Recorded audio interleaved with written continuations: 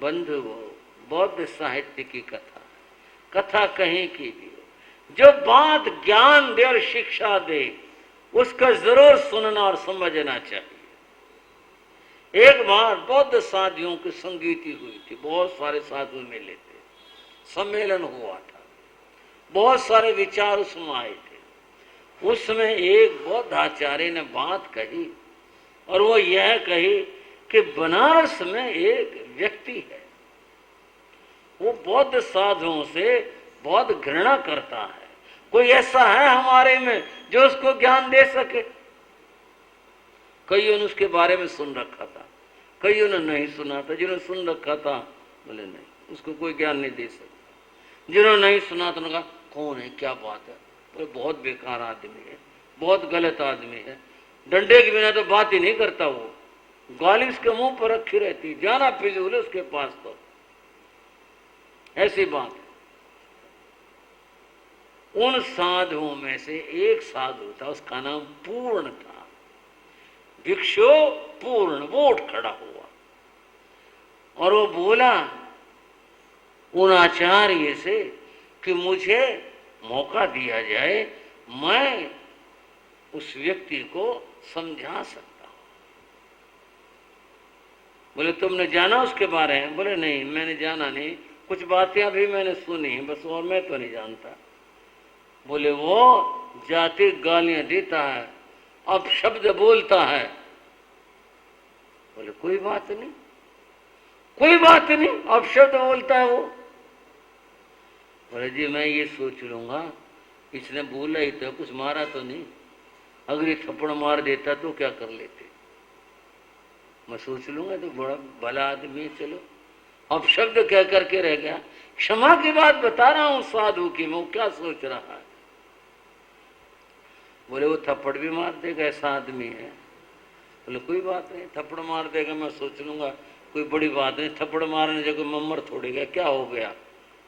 इसने कोई डंडा थोड़े मारा, थप्पड़ ही तो मारा, क्या बात? बोले वो डंडा भी मार देगा। बोले कोई बात, मैं सोच लूंगा, तलवार थोड़ी चलाई है, डंडा ही तो मारा, मैं कोई मर गया, क्या हो गया उससे? तुम सोच लोगे ऐसा? बोले हाँ मैं सोच लूंगा।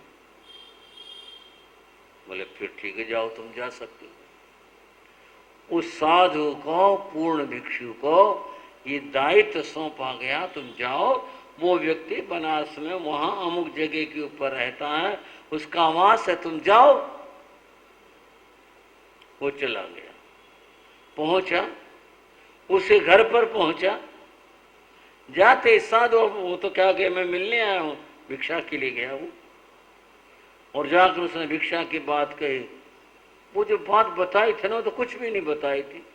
वो घर से निकला और उसने तो फिर जो गाली और अपशब्द कहे, बहुत कुछ, और आखिर बहुत बोलने के बाद भिक्षु ने देखा भी थकने पर आ गया, बोला चला जा, नहीं मारूंगा तुझे, निकल जाए यहां से। चला गया। दूसरे दिन वो फिर आया, क्षमा की बात कह रहा हूं, उसके मन में कोई इस बात का ख्याल नहीं था, भाई कल गालियां दी थी, इसने क्या जाना इसके यहाँ। दूसरे दिन गया, उसने फिर गालियां दी, वो फिर गया, जाता रहा, उसे थप्पड़ मारने शुरू कर दिए उसको। वो फिर भी जाता रहा, उसने एक दिन डंडा उड़ा, तू घर रोज आ जाता है, आता किस, हमने को देना नहीं, हमारा को मतलब नहीं, हम पसंद नहीं करते तुम लोगों को, आता क्यों? तो डंडा भी मारा और वो चला गया। यूं करते हुए उसको 6 महीने हो गए, ना वो माना और ना वो माना। वो गाली देने से नहीं माना और वो हर रोज जाता रहा। बोले कोई बात नहीं, डंडा मार दे क्या मम्मर थोड़ी गया, क्या बात हो गई, वो भी जाता रहा। एक दिन वो व्यक्ति जो गालियां दिया करता, उसको कुछ काम पड़ गया और वह घर से चला गया। बाकी उसको भी था, वो सवेरे इतने बजे के लगभग आता, घर पे रहा करता, कहीं ऐसा ना हो कि मेरे घर वाले या कुछ इसको दे दे, तो इसलिए वो वहीं रहता था, भगा करके उसको फिर जाता था। उस दिन उसको जाना पड़ गया। उस दिन उसकी पत्नी थी, वो बोले भिक्षु हाथ जोड़ के बोले तुम यहाँ क्यों आते हो? मैं देख रहा हूँ तुम्हें 6 महीने हो गए यहाँ आते, मेरा पति तुम्हें कुछ देगा नहीं, तुम यहाँ मत आया करो। और इतनी बड़ी बनारस है, इतनी बड़ी नगरी है, तुम और कहीं से मांग लिया करो, तुम यहाँ से क्यों लेते हो, यहाँ से क्या क्यों आते हो। वह बोला बहन वो अपना काम करता है, मैं अपना काम करता हूँ, मैं तो अपने काम से आता हूँ, वो अपना काम करते हैं। बोले महाराज भिक्षु आप मत आया करो। बोले नहीं बहन देखो, मैं तुम्हारे घर में अगर तुम आता हूँ तुम मना कर सकती हो, मैं तो गली में खड़ा होता हूँ, कोई बात नहीं। साधु चला, वो व्यक्ति आ गया, उसने देखा हो आ लिया। मेरा ख्याल था कि मैं उससे पहले आ लूंगा, ये तो आ चुका, आज कहीं उसके घर वाले ने कुछ दे ना दिया। वो पहले घर आया, अपनी पत्नी से बोला वो आया था साधु, तूने कुछ दिया तूने? बोले ना मैंने कुछ नहीं दिया। फिर वो दौड़ करके गया, वो साधु के पास आया, तू हमारे घर गया था? बोले हाँ गया था, मैं तो हर रोज ही आता हूँ, आज आप थे नहीं, आज आप मिले नहीं। उसने गाली दी, वो चुप रहा। बोले सच बता घर से कुछ मिला? बोले हाँ मिला। वो तो बड़ी झूठी है। बोले मेरे से झूठ बोल दिया तुमने? कह रही मैंने कुछ दिया नहीं, और यूं कह रहा है साधु मिला। ये क्या बात हुई? वो लौट कर घर आया और पत्नी से क्रोध करके बोला तू झूठ बोल लेती, तू कह रही मैंने कुछ दिया नहीं, वो कह रहा मिला। बोले मैंने कुछ नहीं दिया, मैं तेरे घर का क्यों देती, मैं सही बता रही, मेरा क्या मतलब, जिसको आप पसंद नहीं करते मैं उसे क्यों दूंगी, मेरा क्या मतलब, मैंने नहीं दिया। बोला वो तो लड़ाई कराने के लिए साधु ने ये काम किया, फिर हमारी तेरी घर में लड़ाई हो जाए। वो फिर गया, कहीं दूर से जाकर मिला वो साधु। बोला झूठे, तुम्हारे घर में लड़ाई करवाना चाहता? बोले नहीं बिल्कुल भी नहीं। फिर तेरे झूठ क्यों बोली कि हमारे घर से मिला? बोले मिला, मैं झूठ क्यों बोलूंगा, मेरे को मिला। बोले दिखा क्या मिला, मैं तुझे मान जाऊंगा अगर तू दिखा दे कि मैं मिला, पता चलेगा ना कि झूठ वो बोल रही है और या झूठ तू बोल रहा है। बोला मिला। बोले क्या मिला? बोले मैं बता दूंगा क्या मिला, लेकिन मैं दिखा नहीं सकता। बोले चल बता दे। बोले आज मिले मुझे तुम्हारे घर से मधुर वचन। क्या मिले? आज मुझे मिले मधुर वचन। वो कैसे? बोले वो कह रही थी कि तुम क्यों आते हो, क्यों गालियां खाते हो, आप मत आया करो। बहुत प्रेम से बोली, वो तो बहुत अच्छी बड़ी भागवान महिला है, बहुत अच्छी बहन है, इतना मधुर बोली मेरे से। फिर मैंने कहा बहन उसका अपना काम है, मेरा अपना काम है, मैं तो जरूर आऊंगा। आज पहला दिन था, उस दिन का दिन। उस व्यक्ति ने कहा ये तो बड़ा विचित्र आदमी है, गालियां खाकर इसमें कोई जरा क्रोध नहीं आया, और आज ये इतनी बात बता रहा है और इस बात का वो एहसान भी मान रहा है कि व्यास तो मधुर वचनों की भिक्षा मिली, बड़ा खुश नजर आता है। मैं गलत हूं, ये ठीक है, मैं जो आज तक इन साधुओं से द्वेष करता रहा, घृणा करता रहा, ये गलत है, ये गलत नहीं है, मैं गलत हूं। मैं जो इतना द्वेष करता रहा, ये मेरा द्वेष करना गलत है। उस दिन उसके हाथ जुड़ गए। बोला भिक्षु तुम धन्य हो, इतने गालियां खाने के बाद भी तुम गुस्सा नहीं करते। बोले गुस्से करने की क्या बात है, गुस्सा तुम कर रहे थे, और हमारे तो भगवान ने कह रखा है कि वे जो कोई व्यक्ति तुम्हें कोई चीज दे और तुम अगर उसे नहीं लेते हो वो चीज उसी की होती है। मैंने तो ये गालियां तुम्हारी स्वीकार नहीं की, मैंने तो सुन ली, बस ठीक है। बोला नहीं, आओ आओ चलो घर चलो, आपको मैं भिक्षा दूंगा। बोले चलो, हमें क्या ऐतराज है, हम चल पड़ते हैं। और वो घर गया, वहां उसने भिक्षा दी। भिक्षा लेने के बाद में जो कुछ था, अब कहानी में कुछ अपनी तरफ से भी सोच लेना चाहिए था कि सूखा है गीला है, क्या भिक्षा मिली। और वो ले करके आचार्य के पास गया, जहां भी कहीं थे वहां गया और जाकर बोला मैं आया हूँ। बोले वहां गए तुम? बोले हाँ मैं 6 महीने के बाद लौटा हूँ। क्या हुआ? बोले वहां से भिक्षा लेके आया हूँ। सच में वहां से तो भिक्षा ले आया? बोले हाँ जी, मैं वहां से भिक्षा लेकर के आया हूं। बंधुओं, साधु के गुणों की चर्चा में पहला गुण क्या है? क्षमा साधु का गुण है। साधु को क्षमावान होना चाहिए। बात कहने को तो मैं थोड़े में भी कह दूं, पर बात कुछ बताता तो चलो। यहाँ उदयन मुनि के प्रसंग में क्षमा का क्या प्रसंग आ गया, ये बताऊंगा अगले समय में। आज समय हो गया, चर्चा को विराम देते हैं और थोड़ी सी बात हम कर लेते हैं महावीर के शासन की परंपरा की। जिन शासन गौरव गाते हैं, जिन शासन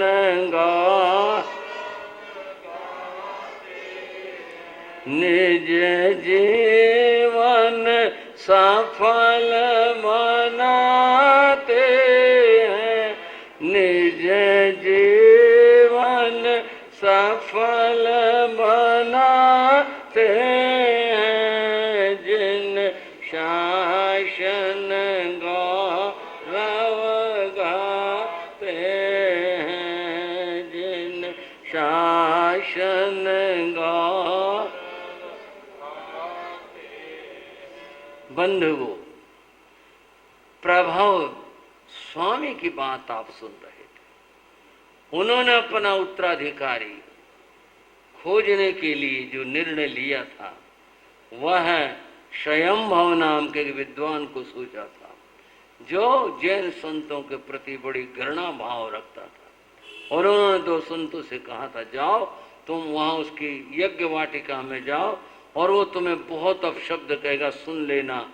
और चलते हुए लौटते हुए बस एक बात कह देना, अहो कष्टम, अहो कष्टम। तदपि तत्व न ज्ञायते, कितना दुख है, कितना कष्ट है, फिर भी तत्व ज्ञान प्राप्त नहीं हुआ। बस ये कह के आ जाना। उन दो साधुओं ने यही किया था। वे स्वयंभव, जो बहुत बड़ा विद्वान था और यज्ञ करवा रहा था, बड़ा विशाल कार्यक्रम था, उनका वहां जाने पर अपमान हुआ साधुओं का, और अंत में फिर उन्होंने ऐसा ही किया, ये कहकर वो लौट आए। जाते हुए स्वयं उन्होंने कहा, ये तत्व क्या कह गए, तत्व नहीं जाना गया, क्या मैं तत्व नहीं जानता? बंधु, इस खोज में उसने अपने गुरु से भी कहा कि मुझे सही तत्व का दर्शन कराओ। बोले भाई, सही तत्व का दर्शन तो जो व्यक्ति चरित्रवान है वही करा सकते। मेरे पास शब्द हैं, मेरे पास यानी चरित्र नहीं है। चरित्र से अर्थ यहाँ पर संयम विचार, वो मेरे पास नहीं। वो तो जैन साधु ही करवा सकते। तब वह प्रभव स्वामी के पास आया था, वहाँ उससे उनकी बातचीत हुई और फिर उसके बाद उन्होंने जो ज्ञान दिया, उससे इतना इतना बोध प्राप्त हुआ, इतना हुआ कि उसने कहा, मैं अब साधु बनकर आत्म कल्याण करूं। और बंधुओं,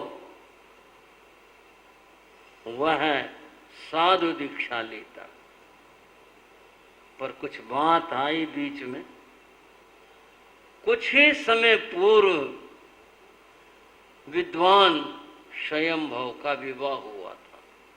कुछ ही समय पूर्व प्रभु स्वामी ने कहा कि देखो, अपने घर से अनुमति लो। वह घर आया था, पत्नी से कहा, वो बहुत रोई। माँ से कहा, औरों से कहा कि मैं जाऊंगा। कुछ बात ऐसी है, पुरुष समर्थ होता। उसने कहा, मेरे कोई नुकसान, मैंने जाना है, बस मैंने कहने के लिए आना था। वे सब रोते रह गए थे और इस स्वयंभव नाम के विद्वान ने दीक्षा ले ली, मुनि हो गए और ये संयम के महापथ के ऊपर चल पड़े। थोड़ी सी बात अब पीछे, उसकी पत्नी रोती रही। मोह बहुत प्रबल होता, मोहल्ले भर की स्त्रियां इकट्ठी हो गई, उसकी सास भी थी और भी थी, सब इकट्ठे हो गए। उसको समझाते रहे, क्या करें, पुरुष वर्ग समर्थ है, कुछ भी कर देते हैं, तुम क्या कर सकती हो, हम क्या कर सकते हैं। वो नहीं माना, निकल गया, चला गया, बताओ क्या करें। वो फिर भी रोती रही। एक महिला ने उससे पूछा, बेटी एक बात तो बता, कुछ उम्मीद है, कुछ आस है? आप समझ गए। उसने इसका उत्तर दिया, मनाए कुछ है। सबने यही कहा, फिर ठीक है, अगर तेरा पुण्य हुआ, पुत्र हो गया, फिर तो तेरी जिंदगी को सहारा मिल जाएगा, बाकी तो देखो। इधर समय आने पर उसने पुत्र को जन्म दिया। खुशी हुई, जैसा भी गृहस्थ में होता है, पाला पोसा, बड़ा होता गया। अब तो ध्यान सारा उसी के ऊपर था, जो भी कुछ था बस ये बड़ा हो जाएगा, पढ़ लेगा, योग्य हो जाएगा, सारा ख्याल वहीं पर था। कथा में लिखा 6 साल का हो गया, कुछ कथा में लिखा 8 वर्ष का हो गया, पढ़ने लगा। इस और के कथा किस भाग की, तो ये चर्चा है। उधर ये चर्चा है, स्वयंभव ने, विद्वान तो था ही, थोड़े ही समयों में आगमों का, ग्रंथों का उसने पूर्ण अध्ययन कर लिया, बहुत अध्ययन कर लिया, और आखिरकार कथा में बताया कि वो आचार्य पद के ऊपर प्रतिष्ठित हुआ। उसका अब अपना संसार है, इधर का ये संसार है। उस बालक का जो नाम रखा गया, वो रखा गया मनक। मनाक शब्द है, वैसे मनक बोलते हैं। वो इसलिए रखा गया कि जब उससे पूछा था महिलाओं ने, कुछ उम्मीद है, तो उसने कहा मनाए, प्राकृत भाषा का कुछ है, थोड़ी सी। इस बच्चे का नाम मनक ही रख दिया। वही इसके लिए ये शब्द निकला था, वही नाम रख दिया, मनक रख दिया। अब उम्र आ गई थी पढ़ने की, पढ़ने लगा। उस समय में गुरुकुल होते थे, विद्यालय तो थे नहीं। ये जाता था, अब बहुत बच्चे मिलते थे, बच्चों में मिलना जुलना खेलना सब होता था।